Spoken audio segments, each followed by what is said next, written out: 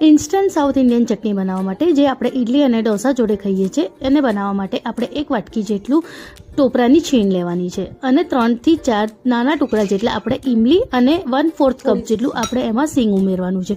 હવે આપણે પાણી નાખ્યા વગર એને એકવાર ક્રશ કરી લઈશું। હવે આપણે અડધી વાટકી જેટલું એમાં લીલા ધાણા ઉમેરીશું અને 4 થી 5 જેટલા આપણે આમાં લીલા મરચાં ઉમેરવાના છે। હવે એમાં આપણે થોડું પાણી ઉમેરીશું। પહેલાં આપણે 1/4 કપ જેટલું જ પાણી ઉમેરીશું, પછી તમને જરૂર પડે તો તમે એમાં બીજું પાણી ઉમેરી શકો છો અને એમાં આપણે મીઠું સ્વાદ મુજબ ઉમેરવાનું છે। હવે આપણે એને સરસ રીતે ક્રશ કરી દેવાનું છે।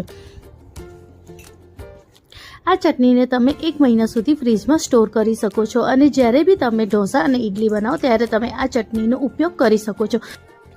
આ ચટણીને તમે કોઈ બી ભજીયા સાથે પણ ખાઈ શકો છો અને રોટલી ભાખરી સાથે પણ ખાઈ શકો છો। જો તમને મારી આ ચટણીની રેસીપી ગમી હોય તો લાઇક, શેર, કમેન્ટ કરવાનું